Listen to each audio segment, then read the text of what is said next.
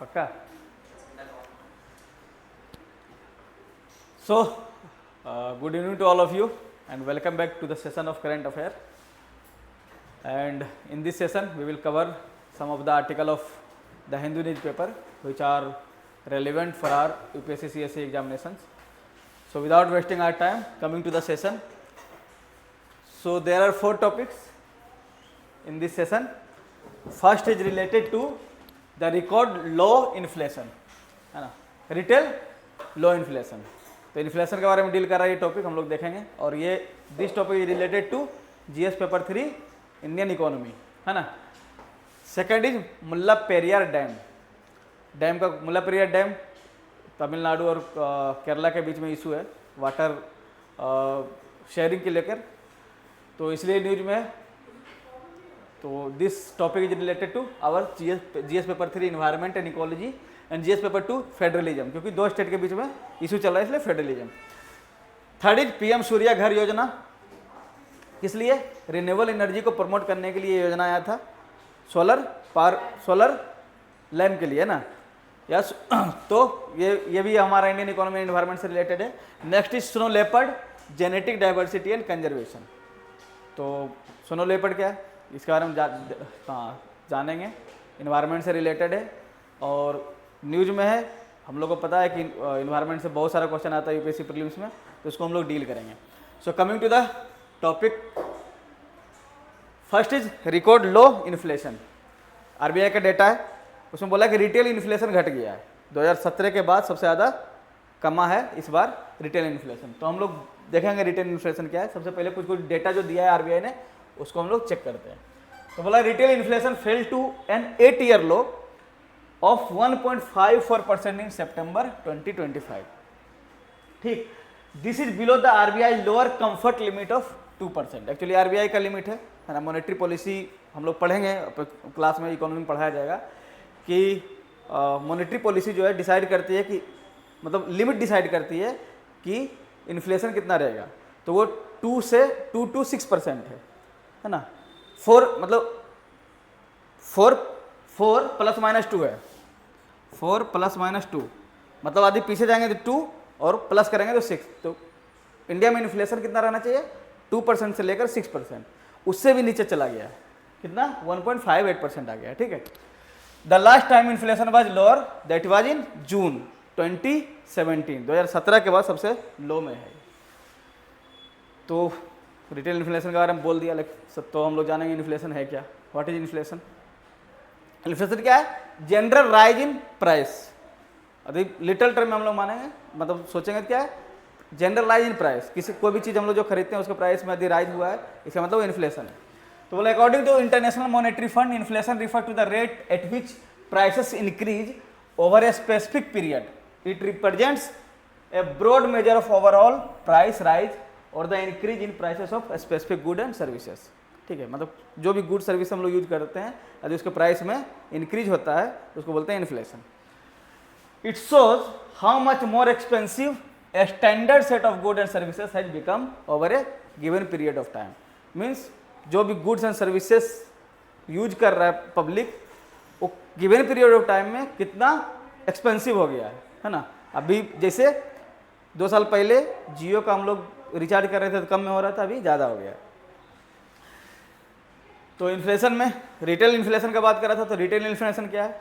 उसको बोलते हैं कंज्यूमर इन्फ्लेशन और उसको मेजर करते हैं कंज्यूमर प्राइस इंडेक्स से. तो रिटेल इन्फ्लेशन है क्या? 2 तरह से हम लोग मार्केट में जाते हैं तो हम लोग को पता रहता है होलसेल क्या है, रिटेल क्या है.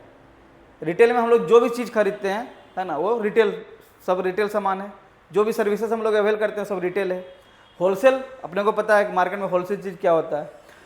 तो जो आम कंज्यूमर डेली बेसिस पे यूज कर रहा है और उसकी उस प्रोडक्ट में या उस सर्विसेज में यदि प्राइस राइज होता है तो उसको बोलते हैं रिटेल इन्फ्लेशन. क्लियर? तो क्या है कि retail inflation refers to the change in prices of goods and services purchased by household for daily consumption. ठीक, जैसे पेन, अपना कपड़ा, बुक्स, क्या बोलते हैं, और जो भी मेडिसिन जो डेली है ना, सैंडल्स, सब डेली यूज के लिए है. It is measure using the consumer price index. क्या है कंज्यूमर प्राइस इंडेक्स, कैसे मेजर करते हैं हम लोग आगे देखेंगे। लेकिन इन्फ्लेशन अधिक रिटेल इन्फ्लेशन बढ़ा है तो उसको मेजर करते हैं कंज्यूमर प्राइस इंडेक्स के रूप में। CPI is calculated based on a fixed basket of goods and services representing typical household consumption pattern। इसका कहने का मतलब है कि एक्चुअली ये डिसाइड कैसे हुआ, एक फिक्स्ड ईयर लेते हैं जिसको बोलते हैं बेस ईयर। अभी कंज्यूमर प्राइस इंडेक्स मेजर करने के लिए बेस ईयर 2012 है, 2012। तो 2012 में एक basket of good and services को लिया गया, बहुत सारा गुड्स जो हम लोग डेली हाउस होल्ड के लिए यूज करते हैं, और सर्विसेज को लिया गया।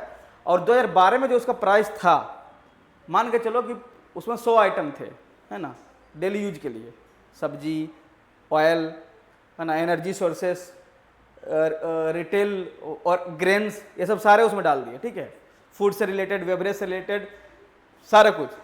तो उसमें मान लो 100 आर्टिकल थे, उस समय उस 100 आर्टिकल का प्राइस कितना था और अभी उसका प्राइस कितना है, इन दोनों का प्राइस को मेजर करेंगे। तो मान लो उस 100 आर्टिकल में का प्राइस, टोटल प्राइस 1000 था और अभी वो 5000 हो गया। इसका मतलब 2012 से लेकर अभी तक 5 टाइम्स इंक्रीज हो गया इन्फ्लेशन, ठीक है।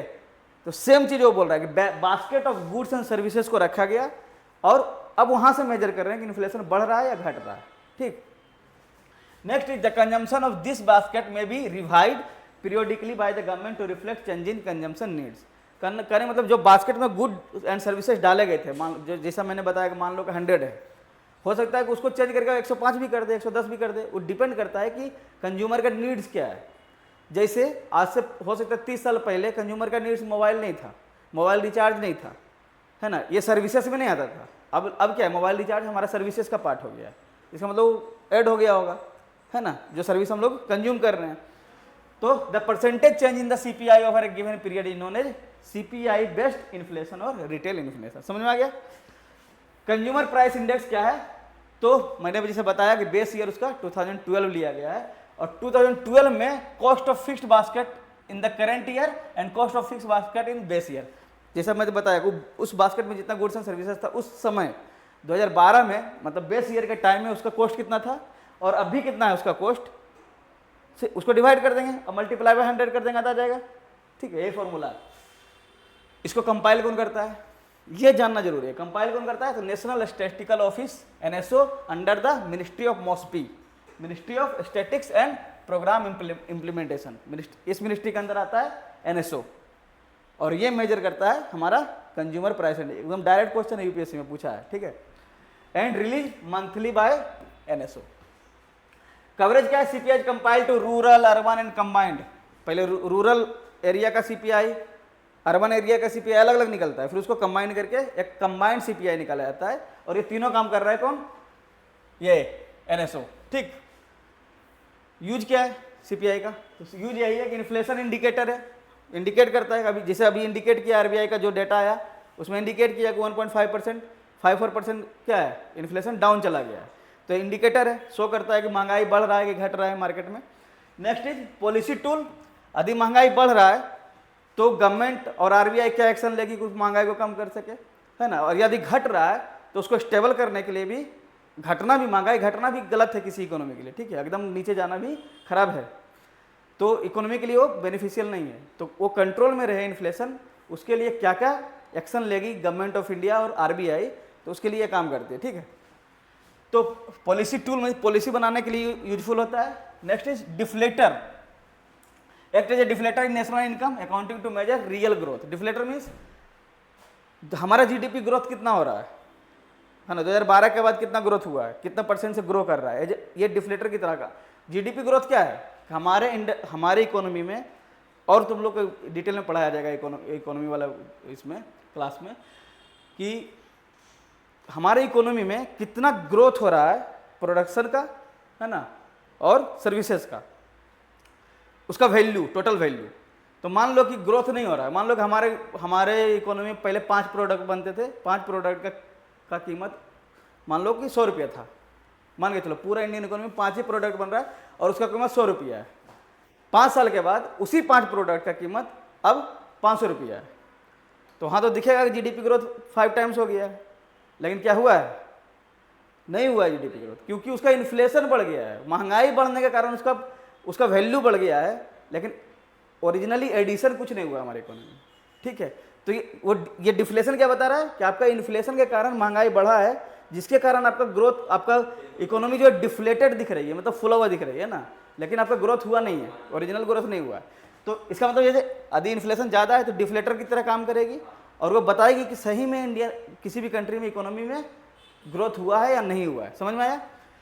परचेजिंग पावर एनालिसिस, और ये बताता है कि कंज्यूमर का परचेजिंग पावर बढ़ा है या घटा है। यदि मान लो किसी प्रोडक्ट का दाम बढ़ गया तो परचेजिंग पावर हमारा घट जाएगा, है ना, और यदि दाम उसका प्राइस घट गया तो परचेजिंग पावर बढ़ जाएगा।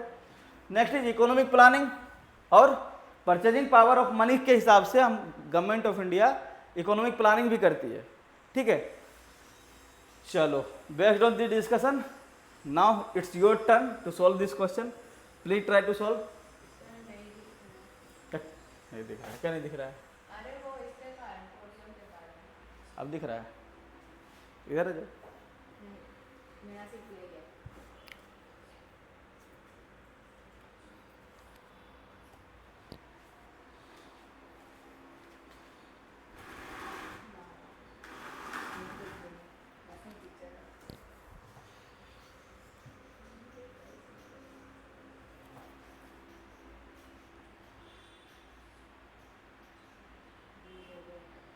चले करें सॉल्व। चलो सबसे पहले वन पे आते हैं। क्या बोल रहा है? Retail inflation measure the change in prices of goods and services purchase by house hold. यहाँ तक तो सही है। And is measured using wholesale price index, नहीं, सीपीआई कंज्यूमर प्राइस इंडेक्स से मेजर हो रहा था, है ना, तो ये गलत हो गया। उसके बाद जब वन गलत हो गया, इसका मतलब बी आंसर अपने आप आ गया, बाकी पढ़ने की जरूरत ही नहीं है, ठीक है, बाकी ऐसे भी सही है। चलो next topic is related to Mulla Periyar dam. News में क्यों है? तो बोला need to assess safety of Mulla Periyar dams, safety से रिलेटेड इशू है ना। उसका मुल्ला पेरियार डैम में वाटर लेवल राइज करने का बात चल रहा था, उसके कारण सेफ्टी कंसर्न है कि ज़्यादा राइज करेंगे तो शायद वो सेफ्टी इशू हो सकता है ना, उसके कारण ये न्यूज में था। तो सबसे पहले मुल्ला पेरियार डैम के बारे में जानने की कोशिश करें क्या है। तो Mulla Periyar dam is a masonry gravity dam constructed across the किस रिवर?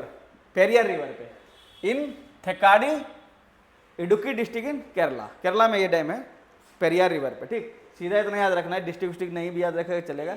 पेरियार रिवर पे है in Kerala, it lies within the Western Ghat, a UNESCO world heritage site, वो वेस्टर्न घाट यूनेस्को के अंदर आता है।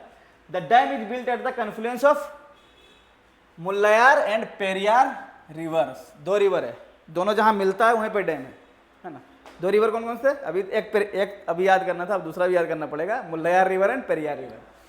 The dam is surrounded by the Periyar National Park, उसके चारों ओर पेरियार नेशनल पार्क है, Kerala most important protected area, ठीक। एडमिनिस्ट्रेटिव कंट्रोल क्या है? Although it is geographically located in Kerala but administrative control इस पे है तमिलनाडु का। उसका कारण है कि बिफोर इंडिपेंडेंस वो मद्रास कंस्टिट्यूएंसी जो था, मद्रास एरिया जो था, है ना, वो लीज पे लिया हुआ था पूरा एरिया को। कब कितना लीज पर? 999 ईयर, मीन्स 1000 ईयर के लीज पे है। तो जब तक 1000 ईयर नहीं पूरता है तब तक एडमिनिस्ट्रेटिव कंट्रोल रहेगा तमिलनाडु का। तो although geographically located in Kerala, the dam is operated and maintained by government of Tamil Nadu under 999 years lease agreement signed during the British era, ठीक। पर्पस एंड यूटिलिटी इस dam का क्या है? तो सबसे पहला प्राइमरी फंक्शन क्या है? पानी को डाइवर्ट करना, वाटर को डाइवर्ट करना। तो divert water from Periyar river to the Vaigai river basin in Tamil Nadu. Vaigai river किधर है? अभी तुम लोग हिस्ट्री पढ़ रहे हो, वहाँ पे पता चलेगा। जब चोला किंगडम पढ़ोगे, चोला के बारे में पढ़ाया जाएगा तो वहाँ वैगई रिवर पढ़ाया जाएगा। वैगई रिवर के उसके इर्द गिर्द चोला रिवर किंगडम था, ठीक है। तो इसका मतलब तमिलनाडु में वैगई रिवर है, और पेरियार रिवर का वाटर जो है उसको ट्रांसफर करना है वैगई रिवर में, ये मेन रीजन है। This water transfer support irrigation in the arid district of Tamil Nadu, है ना, southern Tamil Nadu, and contribute to hydro power generation. Simple सा, पानी का ट्रांसफर क्यों करेंगे? तो सबसे पहले इरिगेशन के लिए, दूसरा हाइड्रो पावर जनरेशन के लिए। तो डिस्प्यूट क्या है? Dispute over the Mulla Periyar dam है। तो डिस्प्यूट चल रहा है 1979 से। सबसे पहले आया था क्या? Concern were raised about the structural stability of Mullaperiyar dam, वही मतलब सेफ्टी से कंसर्न है इसका, है ना, स्ट्रक्चरल स्टेबिलिटी, वो कभी भी ब्रेक हो सकता है। इन late 97 a tripartite meeting chaired by Casey Thomas, the chairman of the Central Water Commission, उस समय सेंट्रल वाटर कमीशन के चेयरमैन थे, डिसाइड किए कि the water level of the dam should be lowered to 136 feet. ठीक, total reservoir का height कितना है 152 फीट, तो उतना पानी नहीं रखना है, आप 136 फीट पे रखिए ताकि रिजर्वायर पे लोड कम पड़े, है ना, जब लोड कम पड़ेगा तो वो ब्रेक वाला होने का डर जो है खत्म हो जाएगा। This was to enable Tamil Nadu to carry out strengthening and repair work, बोल रहा है कि आप जब कम पानी रखिएगा तो तमिलनाडु गवर्नमेंट क्या करेगी, रिपेयर वर्क करवा सकती है जहाँ तक पानी नहीं उसके ऊपर। ठीक, तो सुप्रीम कोर्ट का जजमेंट आया 2014 में, इस पर चलता रहा कोर्ट में केस, तो सुप्रीम कोर्ट बोला allowed the water level to raise to 142 level feet. पहले कितना बोला था उसने, कम करके कितना किया था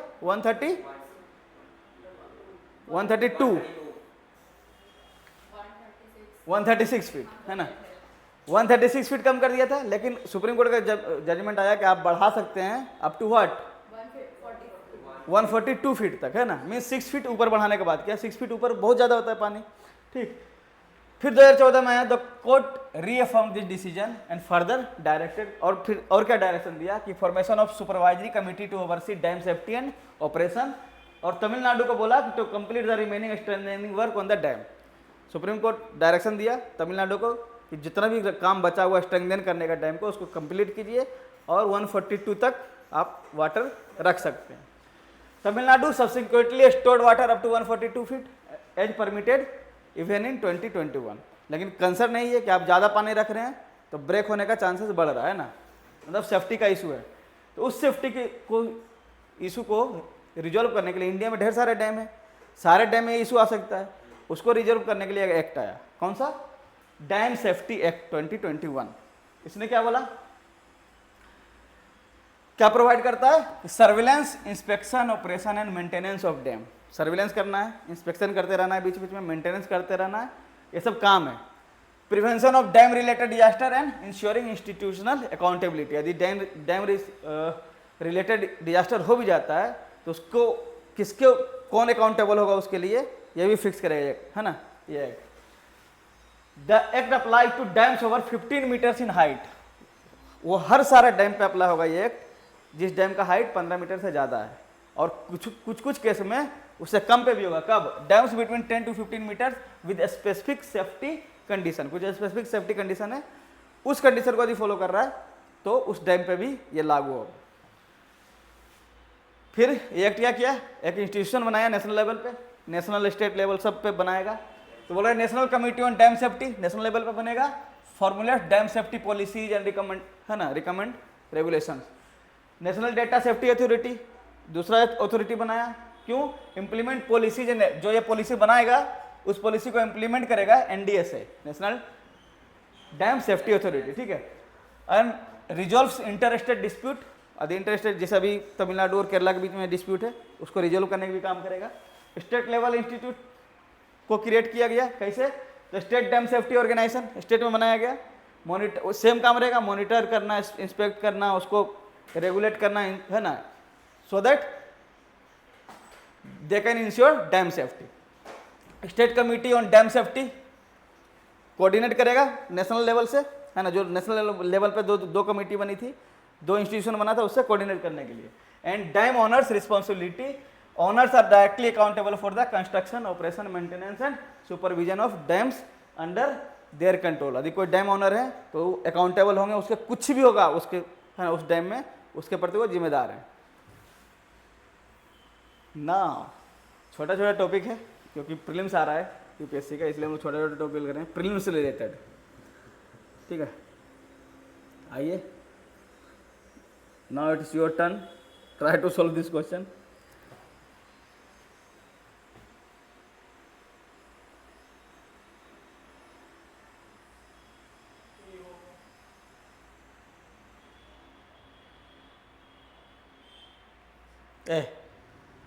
चलो आते हैं सीधे थ्री पे, क्या है, हाँ, the act apply only to dams above 20 metre, ऐसा नहीं है, 15 मीटर दिया हुआ था ना।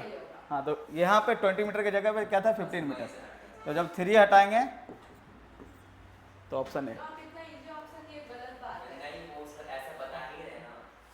थोड़ा तो हार्ड देना चाहिए था। अच्छा, धीरे धीरे हार्ड करेंगे ना। चलो, next article is related to rooftop rooftop solar target. वही है ना, क्या था? Solar panel.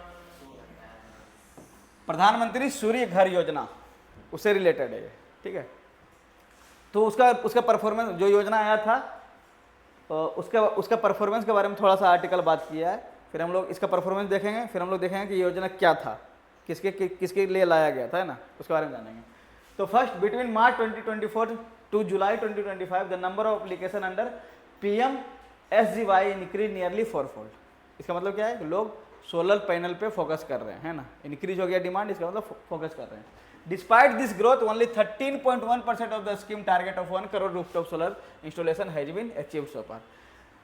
इसके अंदर, इस स्कीम के अंदर एक टारगेट था कि 1 करोड़ रूफटॉप सोलर इंस्टॉलेशन होगा, है ना।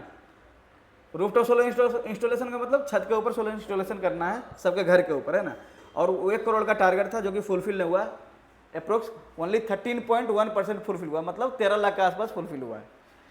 Similarly only 14.1% of total allocated subsidy amount of 65,700 crore has been released. इतना सब्सिडी दिया गया था इस स्कीम के थ्रू, लेकिन 65,700 करोड़ सब्सिडी का ओनली 14% यूज हुआ अभी तक, ठीक। According to joint report by institution of energy economics and financial analysis and JMK research and analytics meeting the financial year 2027 target remains a major challenge. बोल रहा है कि जो टारगेट रखे हैं आप 1 करोड़ का, वो शायद ही मीट हो सकता है। तो क्या था ये बाबू? PM सूर्या घर मुफ्त बिजली योजना, मुफ्त बिजली मिलेगा। तो central government scheme promoting the adoption of rooftop solar system in residential household. क्या था? To encourage the use of renewable energy and reduce dependence on conventional source of energy, ठीक। जो भी कन्वेंशनल सोर्स जो अभी हम लोग पा रहे हैं उस पर रिलायबिलिटी कम करना। प्रोवाइड सब्सटेंशियल फाइनेंशियल सब्सिडी, जो ऊपर दिया गया था कितना 65,700 करोड़ का सब्सिडी दिया गया है। क्यों? ताकि इसको प्रमोट किया जा सके। ऑब्जेक्टिव क्या था? To provide free electricity up to 300 units per month to 1 crore household India. ये टारगेट था। हर महीने 300 यूनिट पर, हर महीने मिलेगा 300 यूनिट फ्री बिजली। हाँ, हर महीना। अरे तो 125 अभी गवर्नमेंट फ्री की है ना, अभी बिहार में फ्री कर दी है, लेकिन ये तो कन्वेंशनल सोर्स ऑफ एनर्जी है ना। 300 यूनिट वो मिलेगी आपको सोलर पैनल से। To empower household to generate their own clean energy and reduce monthly electricity expenses. Simple है, अपना एनर्जी जनरेट करो, पैसा देने की जरूरत नहीं है किसी को। To promote sustainable energy transition, ये सब उसका मोटो था, है ना, ऑब्जेक्टिव था। इम्प्लीमेंटेशन फ्रेमवर्क, तो 2 टीयर इसमें भी रहेगा। नेशनल लेवल पे कुछ एक, है ना, इंस्टीट्यूशन रहेगा, स्टेट लेवल पे जो इसको इम्प्लीमेंट कराएगी। तो सबसे पहले नेशनल लेवल पे managed by national programme implementation agency NPIA which coordinates policy funding and monitoring. और स्टेट लेवल पे कौन सा है? स्टेट इम्प्लीमेंटेशन एजेंसी, जो इम्प्लीमेंट कराएगी मेनली डिस्ट्रीब्यूशन यूटिलिटी जैसे discoms and power energy departments of respective state and UT. अभी क्या है, सारा इलेक्ट्रिसिटी जो आ रहा है कौन कर रहा है? डिस्कॉम दे रहा है हमें। सब्सिडी स्ट्रक्चर क्या है? एलिजिबल कौन है? तो applicable for solar rooftop system up to 3 kilowatt capacity. मतलब यदि 3 किलोवाट कैपेसिटी का आप रूफटॉप लगाते हैं उसके लिए सब्सिडी मिलेगा, उससे कम के लिए सब्सिडी नहीं मिलेगा। अप टू 3 किलो, हाँ मतलब 3 किलोवाट तक मिलेगा, उससे ज़्यादा का नहीं मिलेगा, ठीक। Rate of subsidy 60% of subsidy for system up to 2 kilowatt capacity, और 40% सब्सिडी मिलेगा 2 किलोवाट से 3 किलोवाट सिस्टम यदि लगाते हैं तब। ऑब्जेक्टिव क्या है? To reduce upfront installation cost and make solar system affordable. जो इंस्टॉलेशन कॉस्ट लगेगा उसको कम करने का ऑब्जेक्टिव था। ताकि सब्सिडी क्यों दिया जाता है? इसीलिए कि आपको कम खर्च में इंस्टॉलेशन हो सके। एडिशनल फीचर क्या है? तो model solar village, each district will develop a model solar village. Her target दिया गया था कि हर डिस्ट्रिक्ट में 1-2 विलेज को मॉडल सोलर विलेज बनाना है, मतलब उस विलेज में सारे घरों में इंस्टॉलेशन कर देना है। Village to serve as a demonstration and awareness centre for rural adoption of solar power. Incentive for local bodies, जैसे urban local bodies, Panchayati Raj institution, ये सब क्या है, लोकल बॉडीज है, will receive performance based incentive. यदि अच्छा परफॉर्म करते हैं तो गवर्नमेंट की तरफ से उसको ये सारे बॉडीज को इंसेंटिवाइज किया जाएगा। बेनिफिट क्या है, इकोनॉमिक बेनिफिट हम लोग देख लिए कि हाउस होल्ड अपना पैसा बचा सकता है ना, आपको बिजली बिल नहीं देना पड़ेगा। तो household can serve as a save electricity bill save कर सकते हैं। 3 kilowatt solar system can generate about over 300 unit per month, fulfilling the scheme free power provision goal, है ना, सबको फ्री पावर मिलने लगेगा। Solar power generation, the scheme is expected to add 30 gigawatt of rooftop solar capacity nationwide. इससे क्या होगा, यदि जो टारगेट था यदि फुलफिल हो जाता है तो 3 किलोवाट 2 किलोवाट कर करके टोटल कैपेसिटी कितना हो जाएगा, 30 गीगावाट का, है ना। Will generate nearly 1000 billion units of electricity over 25 year. Environmental benefit है, कन्वेंशनल सोर्स ऑफ एनर्जी जो है उससे कितना एनवायरमेंट डैमेज होता है ना। तो estimate reduction of 720 million tons of carbon dioxide equivalent और countries to India's climate commitment. And हमारा गवर्नमेंट ऑफ इंडिया का हमारा गवर्नमेंट ऑफ इंडिया का क्या है, कमिटमेंट है, कुछ गोल है, जो पेरिस क्लाइमेट गोल, ये सब में हम लोग गोल अचीव करने के लिए क्या टारगेट रखे हैं। जैसे अभी हम लोग दिन में डिस्कस कर रहे थे 2070 तक हम लोग क्या है नेट जीरो इमिशन के लिए टारगेट रखे हुए हैं। तो उस सब ये सब सारे टारगेट फुलफिल करने में हेल्प मिलेगा। एम्प्लॉयमेंट जनरेशन होगा सब जगह, यदि आप सोलर पावर प्लांट लगा रहे हैं तो प्लांट लगाने वाला का एम्प्लॉयमेंट, उसको ठीक करने वाला यदि खराब होता है तो, है ना, सर्विसिंग के लिए अलग से एम्प्लॉयमेंट जनरेशन होगा सारा। तो manufacturing, logistic, sales, marketing, installation, operation and maintenance, सब के लिए एम्प्लॉयमेंट जनरेशन होगा। चैलेंजेस क्या है, many household hesitant to existing free और subsidised electricity scheme in various states and UTs. क्यों, क्योंकि हर स्टेट में ऑलरेडी सब्सिडी मिल रहा है। बिहार में 125 यूनिट फ्री हो गया, क्यों लगाना है, फिर लोग सोचेंगे ना क्यों लगाना है, 125 यूनिट काफ़ी होता है। Next, lack of awareness and trust in solar system. Awareness भी नहीं है लोगों में और ट्रस्ट भी नहीं है। सोलर सिस्टम में बहुत सारा गड़बड़ियाँ हैं ना, बार बार चार्ज करना पड़ता है, बारिश के दिनों में चार्ज नहीं होता है, तो ये सब इशू है। स्पेस एंड स्ट्रक्चर कंस्ट्रेंट, उतना बड़ा किसी का घर भी उतना बड़ा नहीं होता जहाँ पे इंस्टॉल कर सकते हैं, उसका छत भी उतना बड़ा नहीं होता जितना जहाँ पे इंस्टॉल कर सकते हैं, तो स्पेस का इशू रहता है। तो limited roof space and uneven roof design make installation difficult and issues like shading, low property ownership and risk of theft. हाँ, गांव में तो पता चलेगा सोलर सिस्टम खोल के ले गया यदि तुम घर पे नहीं हो तो ये सभी इशू है। Financial strain on discom, the net metering system causes revenue loss for discom, है ना, as they purchase power at a retail price but can not charge consumers adequately. वही है कि आप यदि क्या नाम है, जो डिस्कॉम हमें जो प्रोवाइड करती है इलेक्ट्रिसिटी, वो तो खरीदती है कहाँ से, थर्मल पावर प्लांट से। लेकिन अभी क्या है कि उतना चार्ज नहीं कर पा रही, इसका मतलब डिस्कॉम घाटे में जा रही है। Discom act as a unpaid energy storage for consumers. तो कंज्यूमर क्या कर रही है, उसको पे नहीं कर रही है पैसा, और जब डिस्कॉम को पैसा पे नहीं कर रही है, इसका मतलब इलेक्ट्रिसिटी वो फ्री में यूज कर रही है। तो जब उसको फ्री में यूज करना ही है इसे चोरी करके, तो फिर क्यों लगाना है सोलर पावर, है ना, क्यों इंस्टॉल करना है अपने घर के। स्टोरेज एंड इंटीग्रेशन चैलेंज, दूसरा क्या है कि scheme does not mandate battery storage system leading to grid management issues, है ना। यदि आप घर में बैटरी स्टोरेज कीजिए, इंस्टॉल कीजिए, उसमें पैसा लगेगा, और यदि उसके लिए बैटरी नहीं है तो फिर ग्रिड को आप प्रोवाइड करिए, तो उसका वो मैनेजमेंट इशू है। ग्रिड को यदि आप इलेक्ट्रिसिटी प्रोवाइड करना चाहते हैं, दान देना चाहते हैं, ज़्यादा आप घर में यूज करने के बाद भी इलेक्ट्रिसिटी बच रहा है, तो आप ग्रिड को दे सकते हैं। तो फिर ग्रिड से कनेक्टिविटी का इशू बनेगा, मैनेजमेंट का इशू बनेगा। Can cause the duck curve effect when solar generation is high during the day but grid demand is low.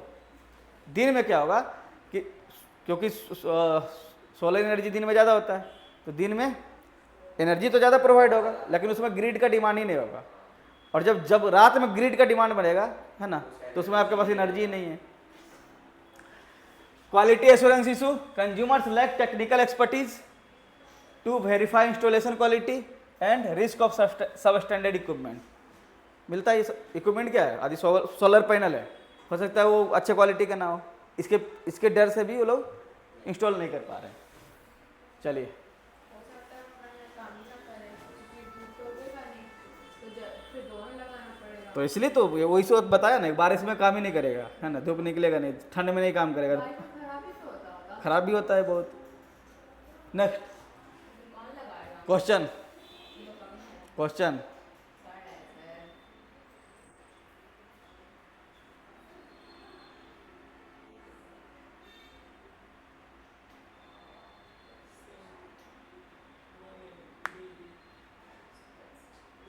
Sir हमको नहीं पता, हमको नहीं पढ़ना आता। नहीं आता है, नहीं आ रहा।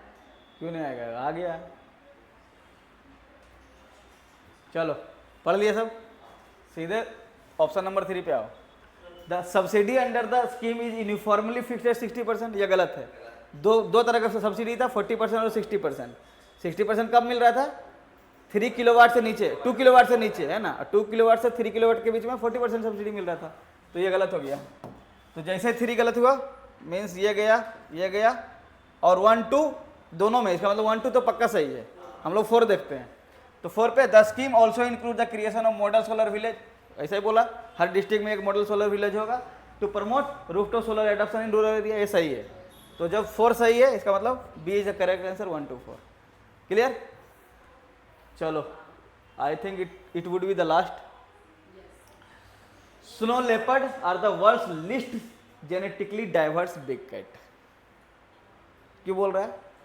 क्योंकि जितना भी बिग कैट है ना, लायन, टाइगर, चीता, ये सब जितने भी है ना, वो जेनेटिकली डाइवर्स हैं, लेकिन स्नो लेपर्ड जो है जेनेटिकली कम डाइवर्स है। उसके कारण क्या है? इसके ऊपर ज़्यादा थ्रेट है, यदि इसका एक्सटिंक्शन जल्दी हो सकता है। डाइवर्सिटी कम मीन्स एक्सटिंक्शन ज़्यादा हो जाएगा, है ना, तो इसी के लिए न्यूज में है। तो snow leopard genetic diversity and conservation के बारे में पढ़ेंगे। तो सबसे पहले स्नो लेपर्ड के बारे में जानते हैं, है क्या ये? Known as ghost of the mountain. Ghost of mountain क्योंकि माउंटेन पे रहता है ना, स्नो से, वो भी स्नो एरिया में जहाँ ज़्यादा ठंडा पड़ता है, जहाँ पे कोई नहीं रहता है। घोस्ट क्या होता है? वैसे जगह रहता है जहाँ कोई नहीं रहता है ना, बीच बीच में आते हैं डराने के लिए। हाँ, तो उसे स्नो लेपर्ड भी बीच बीच में आते हैं उस एरिया में जहाँ से वो खा पी के अपना चले जाते हैं, प्रे को हंट करने आते हैं। Inhabits rugged mountain ranges across 12 Asian countries including India. मतलब कहाँ कहाँ रह रहे हैं? इंडिया के, मतलब एशिया में लगभग 12 कंट्री में मिलते हैं, इंक्लूडिंग इंडिया, है ना। It is a big cat species with the lowest genetic diversity, जो भी उसका न्यूज है।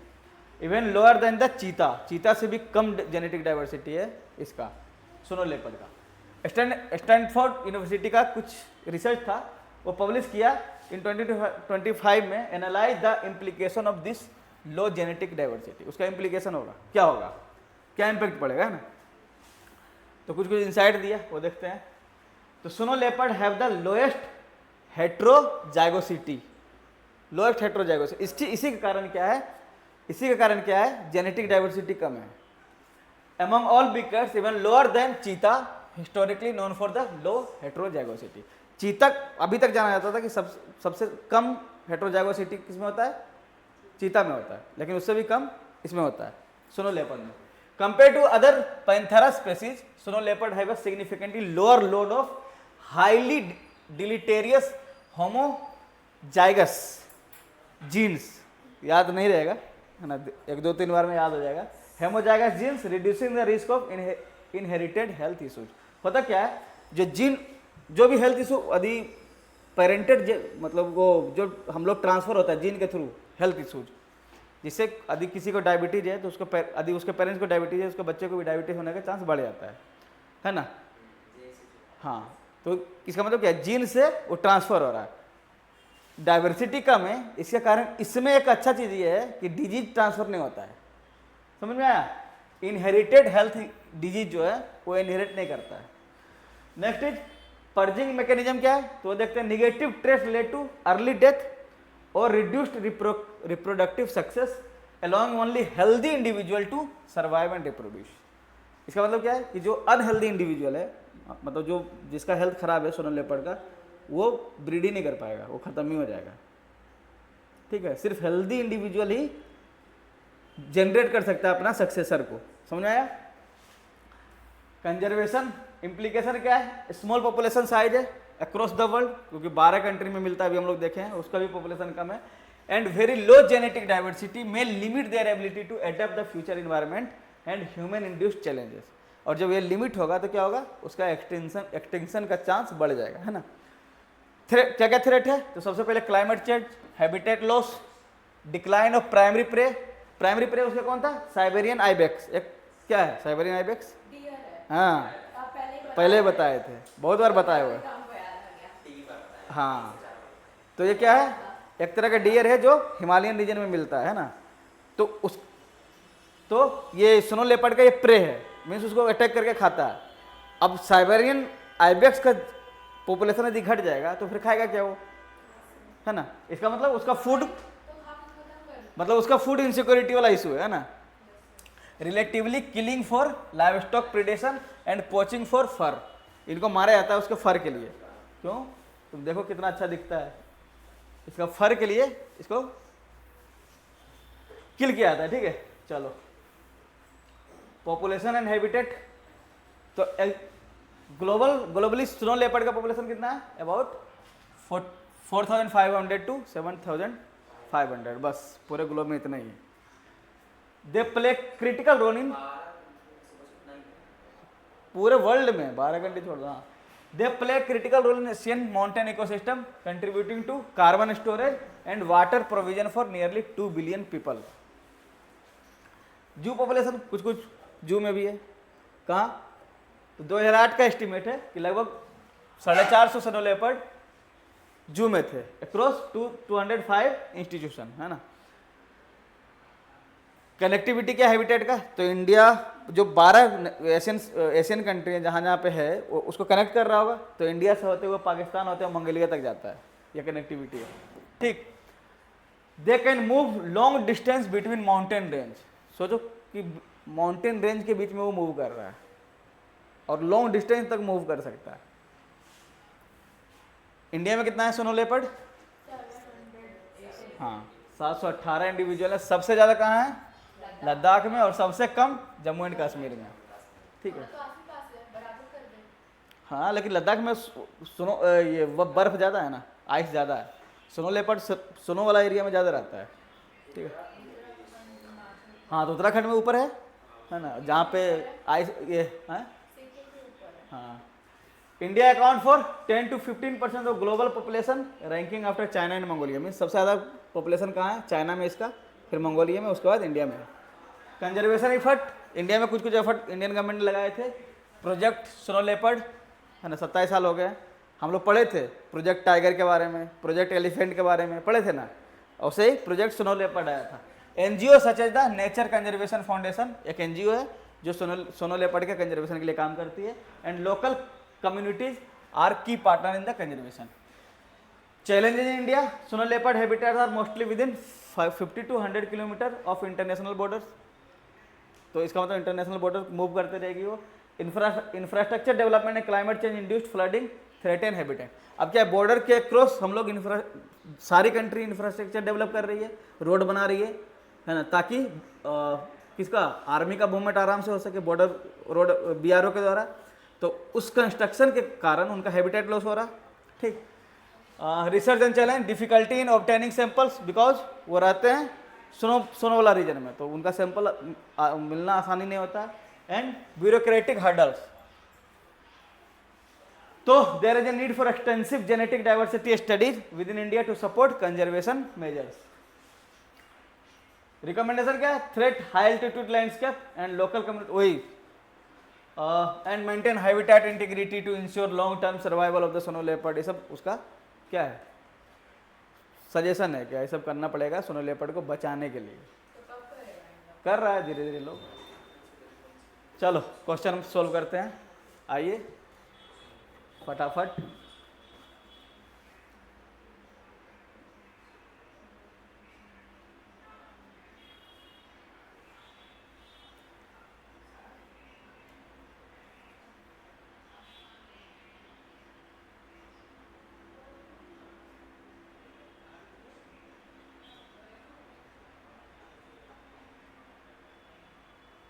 बनाए सीधे ऑप्शन 4 पे आओ। वो गलत है। हाँ, क्या है? Snow leopard have a high load of deleterious homozygous. ये क्या है? ये लो है, तो हाई नहीं है, तो गलत हो गया। तो 4 is, if 4 is wrong means ये दोनों तो गलत हो गया। हो गया। अब 2 और 3 दोनों में कॉमन है, तो 1 देखते हैं। हमको तो एक लगता है। तो 1 देखते हैं। Snow leopard have the lowest genetic diversity among big cats. हम लोग सब यहीं से स्टार्ट किए थे चैप्टर, तो ऑप्शन इज करेक्ट। ठीक, चलो। So thanks for watching, good night to all of you, and we will meet tomorrow at the same times. Bye and good night.